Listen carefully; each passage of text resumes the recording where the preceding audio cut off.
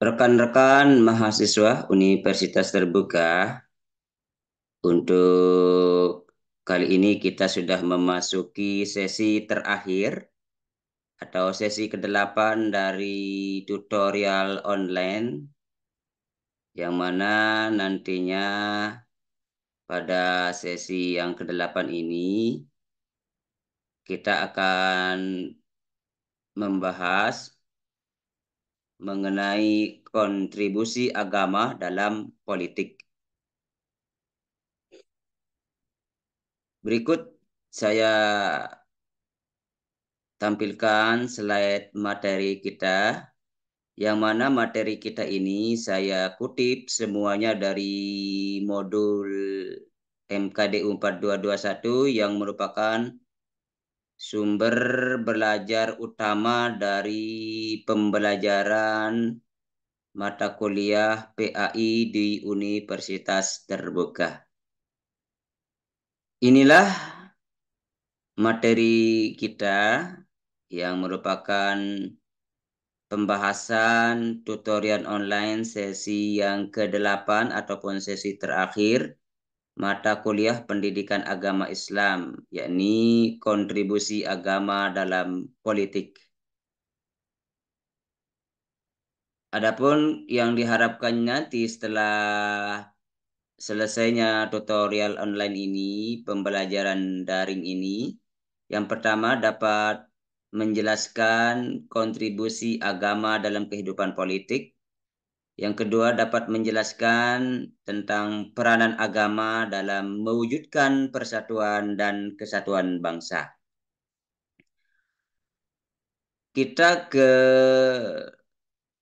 kompetensi yang pertama, yakni kontribusi agama dalam kehidupan politik. Ya, yang pertama, yang nomor A yang saya kutip di modul ajar kita, yakni prinsip-prinsip dasar kekuasaan politik dalam Islam.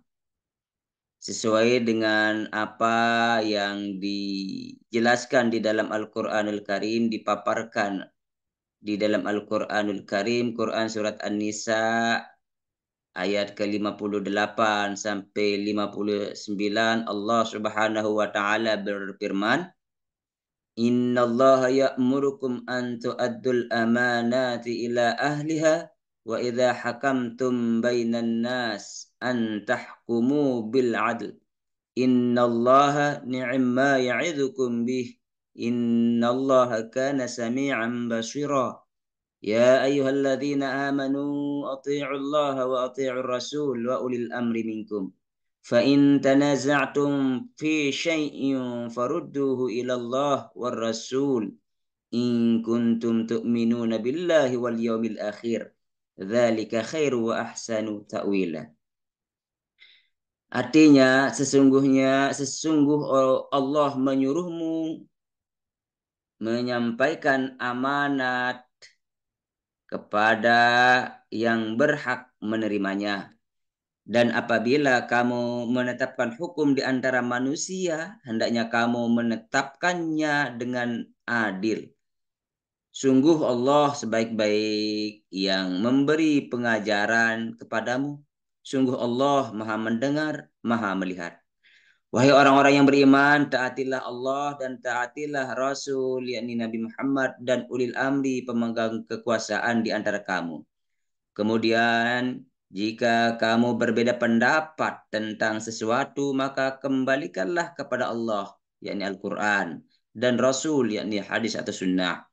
Jika kamu beriman kepada Allah dan hari kemudian, yang demikian itu lebih utama bagimu dan lebih baik akibatnya. Selama pemegang kekuasaan berpegang pada kitab Allah dan sunnahnya. Firman Allah Subhanahu wa taala inilah yang menjadi pembahasan di dalam modul kita, yang mana akan membahas mengenai 4 konsep yang terkandung di dalam Al-Quran surat An-Nisa tadi, yakni ayat ke-58 sampai 59. Yang pertama, kewajiban menunaikan amanah sebagai ciptaan Allah Subhanahu wa taala, sebagai hamba Allah Subhanahu wa taala, bahwa kita sebagai manusia wajib hukumnya kita menunaikan amanah yang diembankan kepada kita oleh Allah Subhanahu wa taala. Allah Subhanahu wa taala berfirman di dalam Al-Qur'an surat Al-Baqarah 151.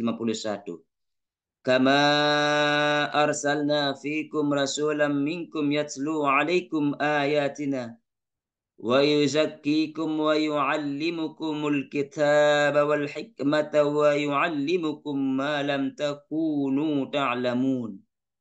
Ini sebagai dasar bahwa kewajiban kita sebagai hamba Allah untuk selalu menunaikan amanah-amanah yang diberikan kepada kita. Yang kedua, yakni perintah untuk menetapkan hukum yang adil. Kita diperintahkan oleh Allah Subhanahu wa taala di dalam menentukan hukum terhadap sesama manusia. Maka Allah memerintahkan kita untuk menetapkan hukum secara adil. Baik orang yang tidak mampu maupun mampu, orang kaya ataupun miskin, menjadi pejabat ataupun tidak menjadi pejabat. Hukum itu harus merata, harus adil. Al-Quran di dalam Al-Quran surat An-Nisa Allah berfirman, Inna anzalna ilaikal kitaba bil haqq litahkuma bainan nas bima arakallah wa la takul lil khainina khasima. Sesungguhnya kami telah menurunkan kitab kepadamu dengan membawa kebenaran supaya kamu mengadili antara manusia dengan apa yang telah Allah wahyukan kepadamu. Dan janganlah kamu menjadi penantang ataupun orang yang tidak bersalah karena membela orang-orang yang berkhianat. Inilah jadi dalil, jadi dasar bahwa perintah untuk menetapkan hukum itu harus secara adil. Yang ketiga, yakni perintah taat kepada Allah, taat kepada Rasul, dan taat kepada ulil amri. Allah Subhanahu wa taala berfirman di dalam Al-Qur'an surat An-Nisa ayat ke-59. Ya ayyuhalladzina amanu athi'u Allah wa athi'ur rasul ulil amri minkum. Fa in tanaza'tum fi syai'in farudduhu ila Allah war rasul in kuntum tu'minuna billahi wal yawmil akhir. Dzalika khairu wa ahsanu ta'wila. Ini menjadi dalil bahwa perintah Allah itu wajib hukumnya kita taat kepada Allah, taat kepada Rasul, dan taat kepada pemerintah ataupun pimpinan kita. Yang keempat adalah perintah untuk kembali kepada Allah dan sunnahnya, yakni sesuai dengan firman Allah Subhanahu wa taala di dalam Al-Qur'an surat Al-Maidah ayat 3. Al-yawma akmaltu lakum dinakum wa atmamtu alaikum ni'mati wa raditu lakumul Islam dina. Pada hari ini telah kusempurnakan untuk kamu agamamu dan telah kucukupkan kepadamu nikmatku dan telah kuridhai Islam itu jadi agama kamu, agama bagimu. Inilah menjadi pondasi dasar dalil bahwa perintah untuk kembali kepada Allah dan kembali kepada sunnah, yakni menjalankan syariat-syariat Islam sesuai dengan apa yang diperintahkan oleh Allah Subhanahu wa taala di dalam Al-Qur'an Al-Karim, sesuai dengan sunnah-sunnah hadis baginda Rasul Muhammad sallallahu alaihi wasallam. Oleh karena itu, mari senantiasa kita menjalankan, melaksanakan 4 konsep yang terkandung di dalam Al-Qur'an surat An-Nisa ayat 58, 50 sampai 59. Yang kedua adalah kriteria pemegang kekuasaan politik yang baik. Kriteria yang ada pada Rasulullah Shallallahu Alaihi Wasallam tentu menjadi panutan, menjadi teladan bagi kita untuk kita amalkan, untuk kita terapkan, untuk kita laksanakan dan jalankan. Maka kriteria-kriteria tersebut mencakup antara lain. Yang pertama, Siddiq. Seorang pemimpin harus memiliki sifat jujur yang mengidentifikasi seseorang yang memiliki integritas dalam bentuknya yang sangat nyata. pikiran dan ucapannya yang selalu benar. Demikian halnya dengan tindakan. Ada kesamaan antara pikiran dan ucapan. Siddiq adalah orang-orang yang selalu berpikir, berkata, dan bertindak benar. Seorang yang memiliki sifat siddiq akan memperoleh nikmat yang tinggi di sisi Allah Subhanahu wa taala. Di dalam Al-Quran surat An-Nisa ayat ke-69 Allah berfirman, "Wa may yuti'illaha wa rasul fa ulaika ma'al ladzina an'ama Allahu 'alaihim minan nabiyyin wash-shiddiqin wasyuhada'i wash-shalihin wa hasuna ila ulaika rafiqa." Dan barang siapa yang mentaati Allah dan Rasulnya, mereka itu akan bersama-sama dengan orang-orang yang dianugerahi nikmat oleh Allah, yaitu nabi-nabi, para siddiq, orang-orang yang mati syahid, dan orang-orang yang soleh, dan mereka itulah teman yang sebaik-baiknya. Yang kedua dari kriterianya adalah amanah ataupun terpercaya. Allah Subhanahu wa taala berfirman di dalam Al-Qur'an surat Al-A'raf, وقال الملأ من قوم فرعون أتذر موسى وقومه ليفسد في الأرض ويذرك وآلهتك قال سنقتل أبناءهم ونستحيي نساءهم وإنا فوقهم قاهرون. Ini menjadi contoh tidak amanah bagi seseorang. Karena seseorang pemimpin, pemegang kekuasaan politik harus dapat mengemban amanah dengan baik. Tugas seorang pemimpin adalah mensejahterakan rakyatnya. Perhatikan cerita Fir'aun yang sudah saya sebutkan, yang sudah saya bacakan dan jelaskan tadi, maka itu menjadi contoh bagi kita untuk tidak ikut menjadi tidak amanah. Seharusnya kita harus menjadi amanah, yakni di mana Fir'aun yang mengkhianati rakyatnya yang akhirnya mendapatkan cercaan dan hinaan serta siksa di dunia, lebih-lebih di akhirat.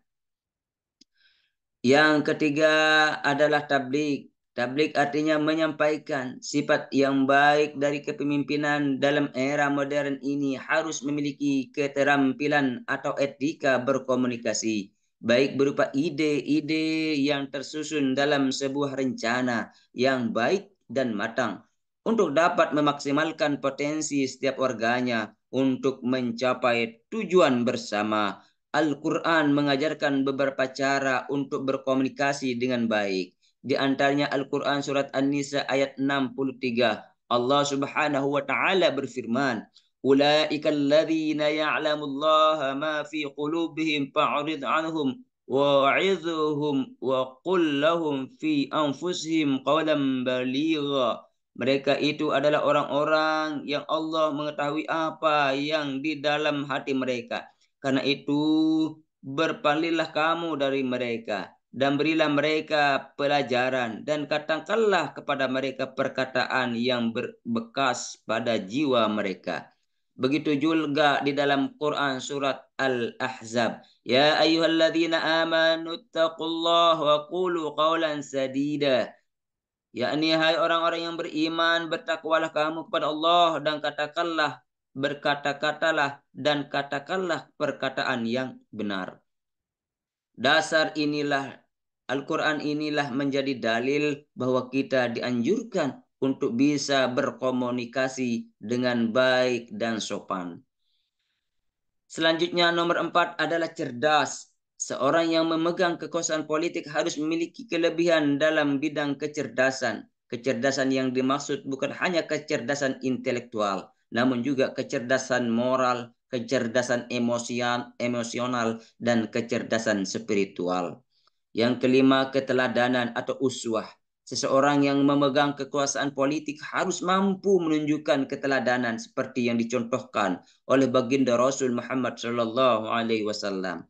Sebagaimana dijelaskan di dalam Al-Quran surat Al-Ahzab ayat 21, "Laqad kana lakum fi Rasulillahi uswatun hasanah liman kana yarjullaha wal yawmil akhir wa dzakarallaha katsira." Sesungguhnya telah ada pada diri Rasulullah Shallallahu Alaihi Wasallam itu sesuatu teladan yang baik bagimu, yaitu bagi orang yang mengharapkan rahmat Allah dan kedatangan hari kiamat. dan dia banyak menyebut Allah Subhanahu wa taala.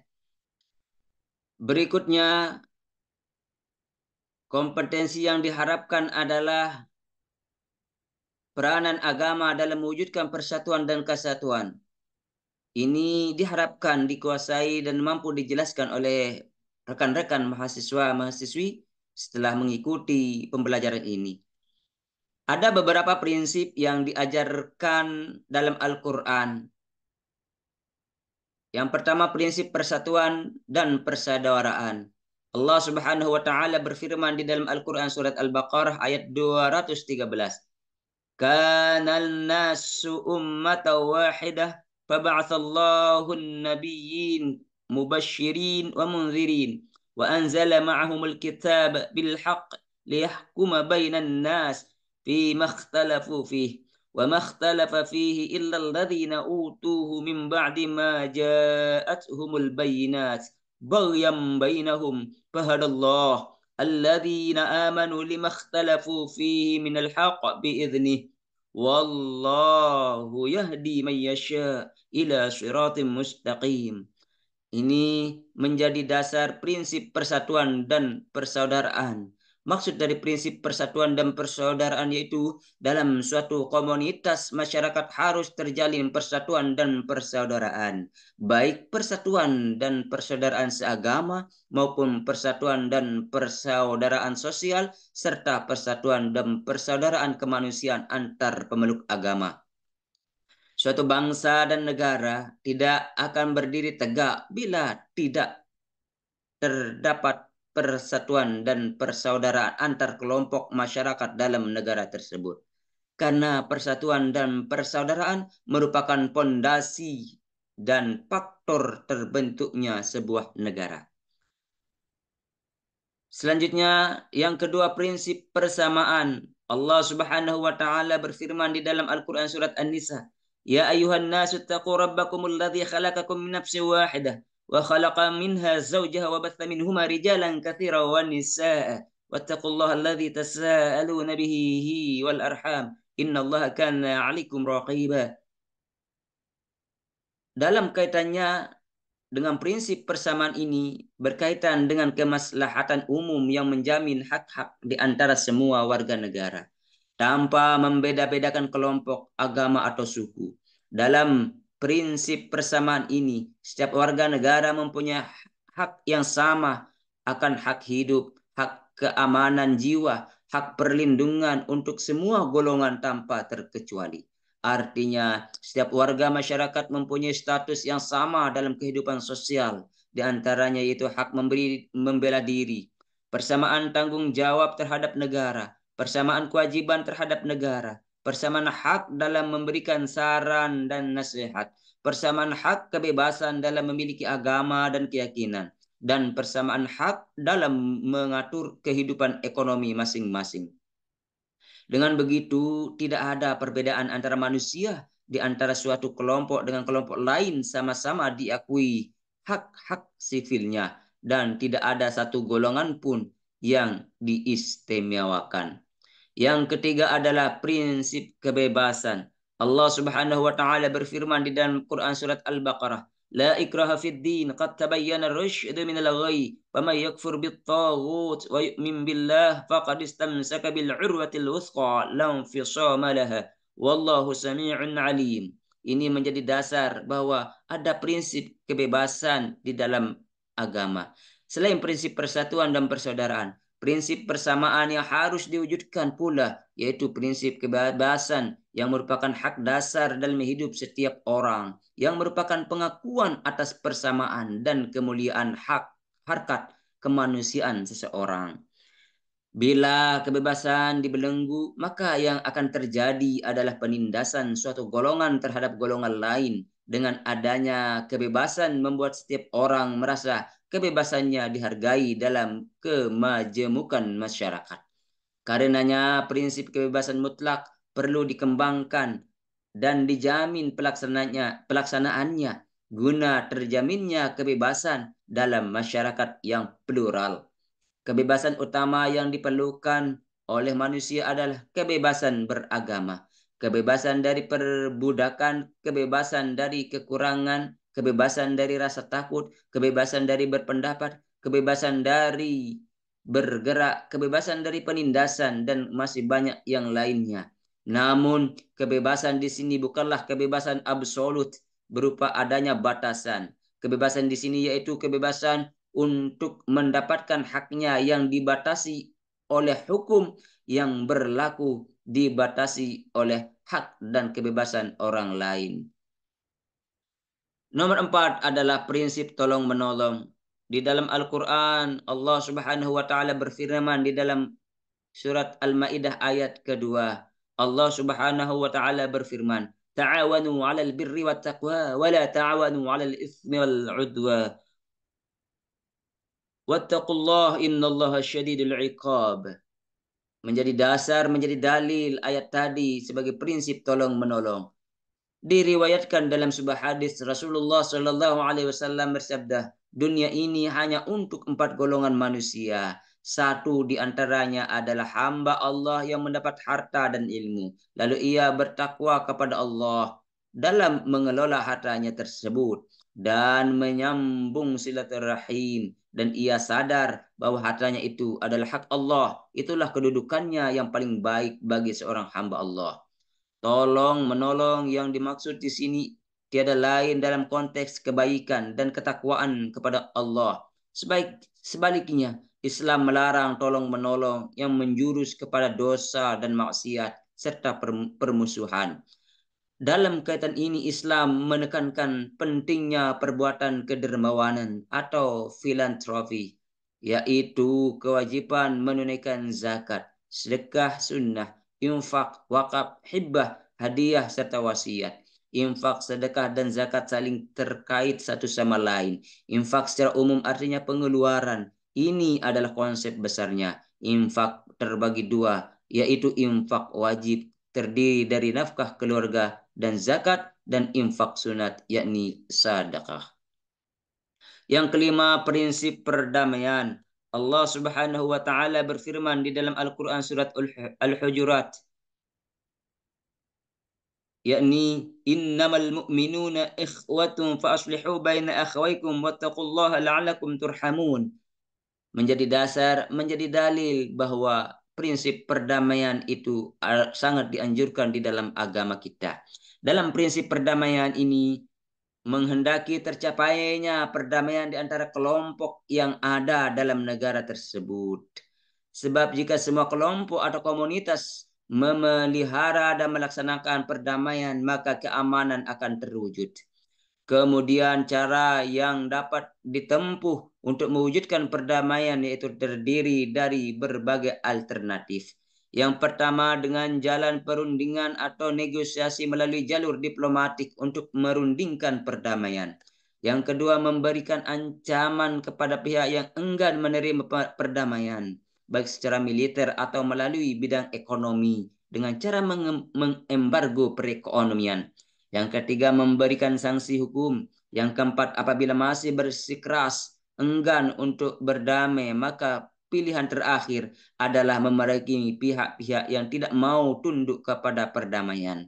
Dengan demikian, perdamaian merupakan jalan untuk mempererat persatuan dan solidaritas antar sesama manusia, baik antar kelompok sosial maupun antar bangsa, sehingga tercipta hubungan baik yang mana akan berlanjut dengan kerjasama yang saling menguntungkan. Yang keenam adalah prinsip musyawarah. Prinsip musyawarah adalah prinsip yang dianjurkan sebagaimana dijelaskan di dalam Al-Qur'anul Karim surat Ali Imran ayat 159. Allah Subhanahu wa taala berfirman,